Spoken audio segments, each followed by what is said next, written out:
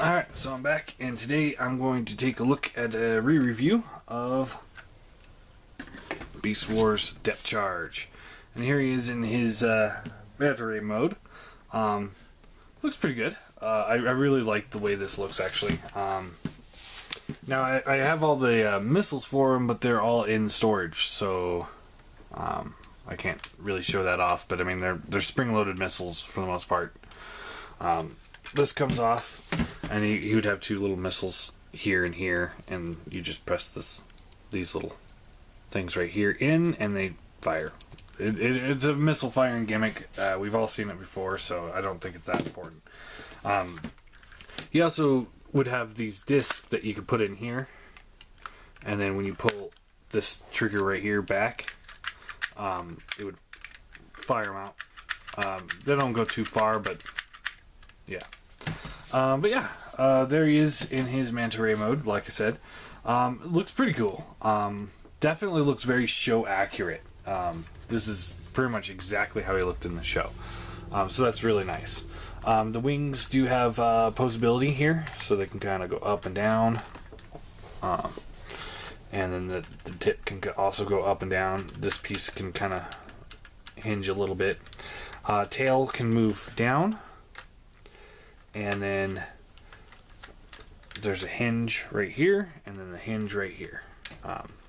So it does get a pretty good range of motion for being an animal that could have been a block. Could have just been a brick in this mode, but they went this route. So yeah, I think it's pretty cool. I do definitely like it. So he is a transmetal, so he does have 3 modes. There's this mode, and then there's the robot mode, and then he does have like kind of an attack mode. So what you do is you pull the wing off here, and you just kind of extend these things out, like so, and then rotate this around like this. Do the same thing on this side.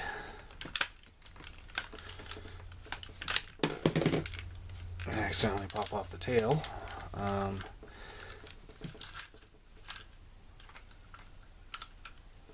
And then put the tail back on, and there is his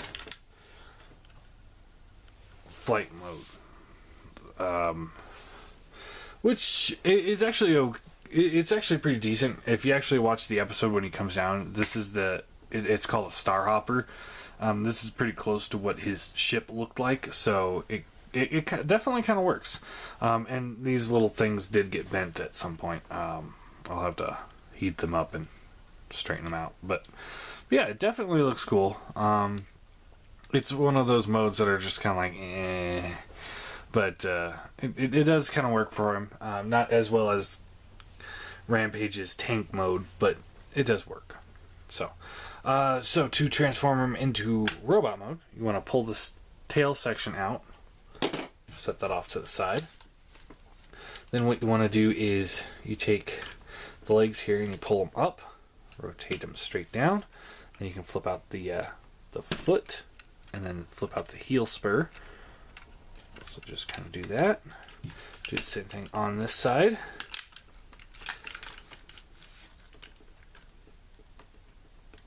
And then you take this whole assembly here, unplug the hips. They pop in there pretty tightly. And rotate this whole assembly up and around. And then this will rotate around like so. And then you take the hips here, plug these back in together. And then this plug right here will port into this slot up here. And just so.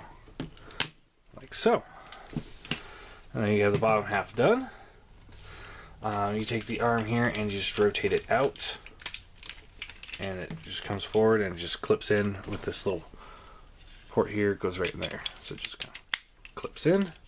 Do the same thing over here.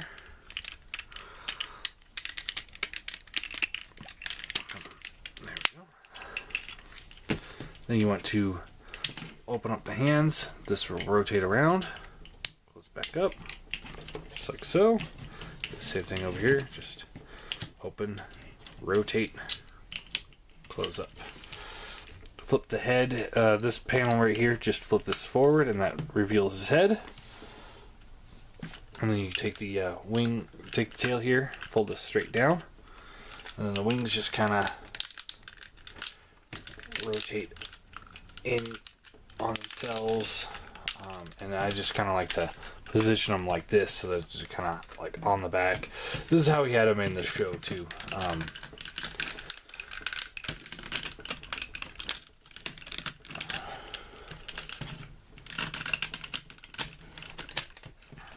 So just kind of rotate them back there like so, and there you go. Very simple transformer for his size.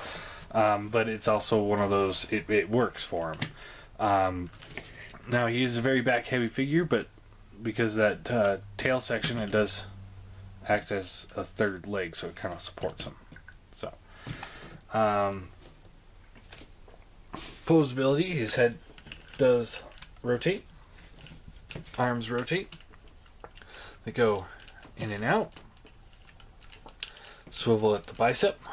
Bend at the elbow. Nothing at the hand. He's got a waist articulation, although it's up near where the rib cage would be as opposed to where the waist would be. Hips are on ball joints. He's got a double bend knee. And the foot does have a little bit of a pivot to it due to the transformation. Then you take the sword, plug it into his hand, and plug in his gun. I think the gun is a little too long for his arm. You have to keep it straight out. Otherwise, it kind of hinders itself. And then, yeah, there is your Depthcharge. So, and he's pretty good. I really do like him. Much better than the TFC or Transformer Collector Club version of him, which in my original review of this guy I said I was going to definitely get him, but now I've decided I'm not getting it. I'm not going to really fall prey to more of the Transformer Collector Club figures. I've had my fill of them. So for size comparison, here he is next to the Starscream Seeker Mold, who comes up to about mid-waist or mid-chest here. So he's definitely a lot bigger than him. Here he is next to the Igear Starscream, who's about, I'd say, about half a head taller than him. And here he is next to his playmate, Rampage. And they're about the same size and bulk in every way.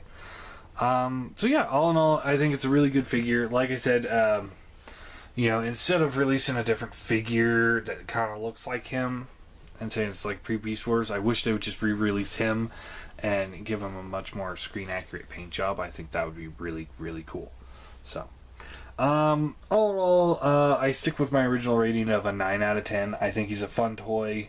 The back kibble's a little bit much, but the gimmick of the shooting the disc out of the mouth here, it actually works, and he used it in the show, so it's a gimmick that actually is utilized. So yeah, there you go. Transformers Beast Wars Transmetal Depthcharge.